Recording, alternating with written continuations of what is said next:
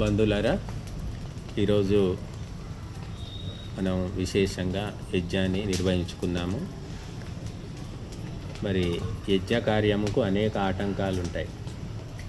అందులో సంకల్ప శక్తి అనేది ఉన్నవారిని ఆటంకాలు ఏమీ చేయలేవు అని చెప్తున్నాయి శాస్త్రాలు. సంకల్ప శక్తి అనేది అన్ని ధర్మకార్యాలకు మూలం. సంకల్ప సంభవ కామ యజ్ఞావై సంకల్ప సంభవ వ్రతాని యమధర్మాశ్చ సర్వే సంకల్ప జాస్మృత. కాబట్టి కోరికలు సంకల్పంతో కలుగుతున్నాయి. పెళ్లి చేసుకోవాలనేది కోరిక, చేసుకోవాలనుకున్నవాడు చేసుకుంటున్నాడు, కింద మీద పడి వెనక ముందు ఎలాగో అలా చేసుకుంటున్నాడు. వద్దనుకున్నవాడు అందుబాటులో ఉన్నప్పటికీ చేసుకోవడం. కొన్ని సంకల్పాలు నెరవేరుతున్నాయి, కొన్ని నెరవేరడం లేదు. కనుక ఈ సంకల్పాలు తప్పకుండా నెరవేరుతాయా అంటే మనం చెప్పలేం. దాని వెనక అనేక కారణాలు ఉంటాయి. కాబట్టి యజ్ఞ కార్యము ప్రపంచంలోకెల్లా ఉత్తమోత్తమ కార్యం. ఇది దేవతలు మాత్రమే చేస్తారు, రాక్షసులు చేయలేరు. చేయకపోగా వాళ్ళు అడ్డుకుంటారు. కాబట్టి దేవతలు రాక్షసులు ఈ సృష్టి మొత్తము విస్తరించి ఉన్నారు. మనిషి శరీరంలో సదాలోచనలు దేవతలు, దురాలోచనలు రాక్షసులు. ఇంకా పాజిటివ్ ఎనర్జీ, నెగిటివ్ ఎనర్జీ అని చెప్తున్నాం. దైవీ శక్తి, ఆసురీ శక్తి, ఇది విశ్వమంతా ఉంది. దాన్నే ప్లస్ మైనస్ అంటున్నారు. కాబట్టి ఈ రెండు శక్తులకు మధ్య ఎప్పుడూ ఘర్షణ జరుగుతూ ఉంటుంది. మంచి పని చేద్దామని దైవీ శక్తి చెప్తుంది, చెడ్డ పని చేయాలి, ఇది ఎందుకు అవసరం లేదని ఆసురీ శక్తి చెప్తుంది. ఈ రెండు లోపల సంఘర్షణ పడుతూ ఉంటాయి, మనిషి లోపలే, ఆలోచనల రూపంలో, సంస్కారాల రూపంలో. కాబట్టి అటువంటి ఆసురీ శక్తిని గుర్తించి దాన్ని నిర్మూలించి ధర్మకార్యాలు, దైవ కార్యాలు అందరూ చెయ్యలేరు. ఎందుకంటే మానసిక శక్తి లేకపోవడము, సంస్కారము లేకపోవడము, ప్రోత్సాహము లేకపోవడం, అనేక కారణాల వల్ల చాలామంది మంచి పనులు చేయాలి అనుకొని చేయలేకపోతారు. చెడ్డ పనులు చేయొద్దు అనుకుంటూ చేస్తూనే ఉంటారు. వాళ్ళు తాగుబోతూ మీ అందరికీ తెలిసిందే. ఈ రోజు నుంచి తాగకూడదు, నేను తాగడం వల్ల చాలా నష్టపోయాను అనుకుంటాడు. ఈ రోజు నుంచి తాగొద్దు అనుకుంటాడు.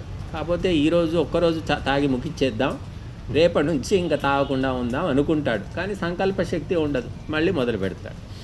కొంతమంది టీలు, కాఫీల విషయంలో కూడా అలాగే చేస్తూ ఉంటారు. కాబట్టి సంకల్ప శక్తి అనేది చాలా ప్రధానమైనటువంటిది. అది చెడ్డ పనులు చేయడంలో ఒకరికి ఉండొచ్చు, మంచి పనులు చేయడంలో మరొకరికి లేకపోవచ్చు. కాబట్టి సంకల్ప శక్తిని క్రమక్రమంగా మనం పెంచుకోవాలి. మనము కూరగాయ మొక్కలు పెంచాలన్నా, పూల మొక్కలు పెంచాలన్నా, పండ్ల మొక్కలు పెంచాలన్నా, పంట పండించాలన్నా మొట్టమొదలు భూమిని శుద్ధి చేసుకుంటాం. తర్వాత కలుపు మొక్కలు, పిచ్చి మొక్కలు అవన్నీ కూడా ఏరి పారేస్తాం. అవి ఉంటే ఏమవుతుందంటే అసలైన మొక్కలకు నీరు అందదు, పోషక విలువలు అందవు. అదే రకంగా మన మనసు లోపల కూడా ఆసురీ దైవీ శక్తులు ఆలోచనల రూపంలో, గుణాల రూపంలో, స్వభావం రూపంలో ఉంటుంది. కాబట్టి వాటిని గుర్తించి నిర్మూలించే ప్రయత్నము మనుష్యుడు చేయాలి. అది ఒక్క రోజులో జరిగే పని కాదు, క్రమక్రమంగా చేసుకుంటూ పోవాలి. కాబట్టి దైవ కార్యాలు చేయడానికి మరి ఒంటరిగా మనం చూస్తాం. ప్రపంచంలో పరోపకార కార్యాలు, దైవ కార్యాలు, దేశ రక్షణ కార్యాలు ఒంటరిగా ఎంతోమంది చేశారు. వారి వెనక ముందు ఎవరు లేరు. ఎందుకంటే వారిలో ఉన్న విశేషమైన సంకల్ప శక్తి. సుభాష్ చంద్రబోస్ ఈ దేశంలో చిట్ట చివరి క్షత్రియుడు. ఆయన మరి ఈ దేశాన్ని దాటి, సరిహద్దులు దాటి జర్మనీకి, మరి అలాగే జపాన్కు, ఇటువంటి విదేశాలకు వెళ్ళి స్వయంగా ఒంటరిగా వెళ్ళి అక్కడ దేశాధినేతలను ఒప్పించి వారిని ప్రభావితం చేసి మన దేశ విముక్తి కోసం విదేశాల్లో ఆజాద్ హిందూ ఫౌజ్ అనేది నిర్మాణం చేశాడు. అది సంకల్ప శక్తి.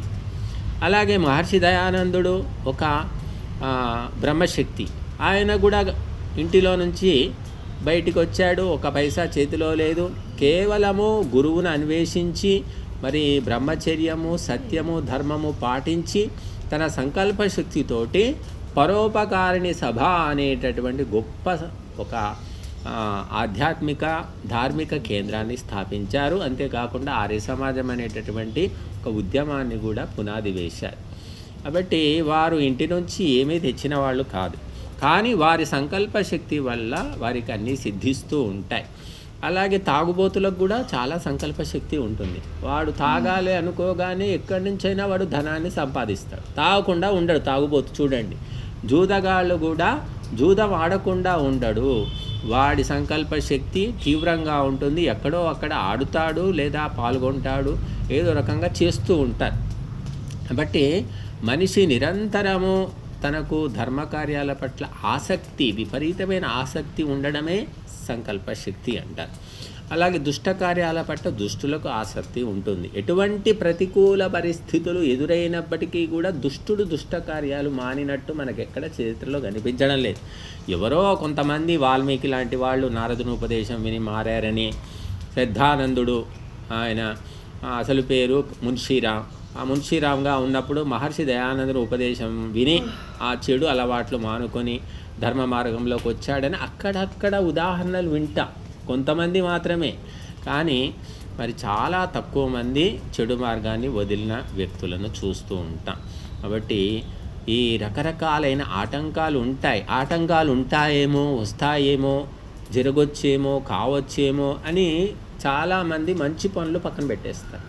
దాంతో అసలు సంకల్పమే లేనప్పుడు ప్రకృతి కూడా సహకరించదు. మధువాత హృతాయతే మధుక్షరంతి సింధవ మాధ్వీర్ణ సంతోషదీహి. ఎవరైతే ధర్మ మార్గంలో నడుస్తాడో వాడికి ఈ సృష్టి మొత్తము మధురముగా ఉంటుందట, సహకరిస్తుంది. కాబట్టి మనము చెడు ఆలోచనలతో ఈ ప్రకృతిని అలాగే సాటి ప్రాణులను నాశనము చేయాలని ఆలోచిస్తే ప్రకృతి వ్యతిరేకిస్తుంది. కాబట్టి మనము నిరంతరము ధర్మకార్యాలు చేసి దైవిక శక్తిని సంపాదించుకుంటే మనకు అనేక రకాలైన ఆటంకాలు తొలగిపోతూ ఉంటాయి. చాలామంది తిన్నదే ఒంటికి పడుతుంది, తింటేనే శక్తి వస్తుంది అని భ్రమలో ఉన్నారు. అది పశువులు, పక్షులు, జంతువులు ఇటువంటి వాటికి మనం చెప్పుకోవచ్చు. కానీ మనిషి తాను తినడం కంటే దేవతలకు, పితరులకు, భూతములకు, అతిథులకు అలాగా సమస్త దివ్య శక్తులకు ఇవ్వవలసిన భాగాన్ని ఇస్తే ఎంతో శక్తిని పొందుతాడు. కనుక కొంతమంది ఏమి తినకపోయినా చాలా బలంగా ఉంటారు. కొందరు ఎన్ని తిన్నా కూడా ఒంటికి పట్టదు, బలం రాదు. కాబట్టి మనము అగ్నిలో సమర్పించినటువంటి ఆహుతులు దేవతలకు చేరుతాయి. అలాగే మరి విద్వాంసులు, అలాగే పితరులు, ఇతర ప్రాణులు వీటికి సమర్పించింది కూడా మనకు ఒక శక్తి రూపంలో మనకు తెలియకుండా మనకు ప్రాప్తిస్తుంది. కాబట్టి మనం ఇటువంటి కార్యాలను, ఎటువంటి ఆటంకాలు వస్తాయి అని ఆలోచించకుండా చేస్తూ పోవడమే. ఆటంకం వస్తే ఆపేసుకోవడం. కాబట్టి ఇంతవరకైతే ఎప్పుడూ కూడా యజ్ఞము జరిగేటప్పుడు వర్షం పడలేదు. యజ్ఞమునికి ముందైనా పడింది, తర్వాత అయినా పడింది తప్ప మధ్యలో ఆటంకం ఎప్పుడూ కూడా కలగలేదు. ఇది ప్రకృతి సహకరించే విధానం. కాబట్టి మనము దీనికి సంబంధించినటువంటి ఏర్పాట్లు చక్కగా చేసుకొని, శ్రద్ధాశక్తులతో చేసుకొని మన యొక్క కోరికలను, ధర్మబద్ధమైన కోరికలను నెరవేర్చుకుంటూ మళ్ళీ మనము జీవితంలో ఆధ్యాత్మికమైనటువంటి ఉన్నతిని సాధించాలి.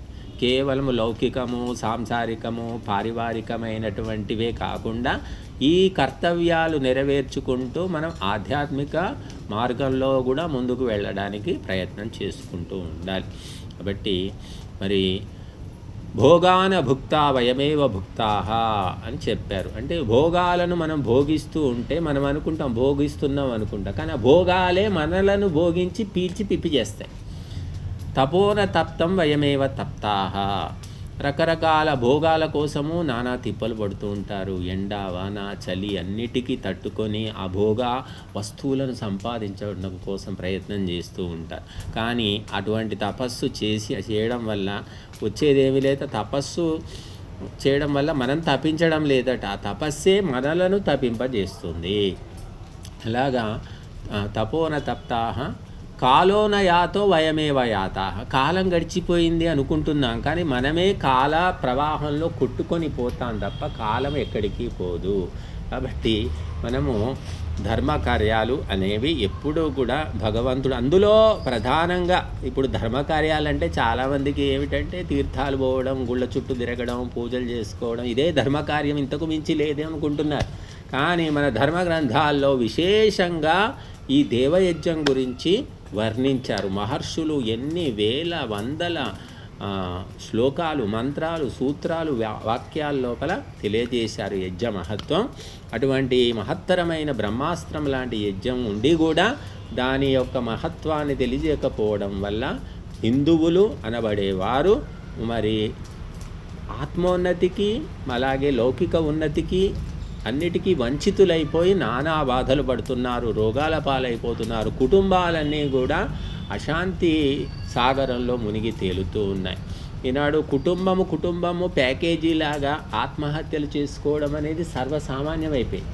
వాడు చచ్చేటప్పుడు భార్య కానీ భర్త కానీ పిల్లల్ని చంపేయడం, లేదా భర్త అందరూ కలిసి విషం తీసుకోవడం, రైలు కింద పడడం, ఇటువంటి వార్తలు మనం వింటున్నాం. ఎందుకంటే ధర్మం అనేది శూన్యమైనప్పుడు ఇటువంటి పరిస్థితి వస్తుంది. కాబట్టి కేవలము మన పొట్ట నింపుకోవడం కాకుండా దేవతలకు సమర్పించవలసిన ఆహుతులను, ప్రకృతికి మనం ఇవ్వవలసిన ట్యాక్స్ అన్నమాట సమర్పించుకుంటే ప్రకృతి మనలకు అనుకూలంగా మారుతుంది.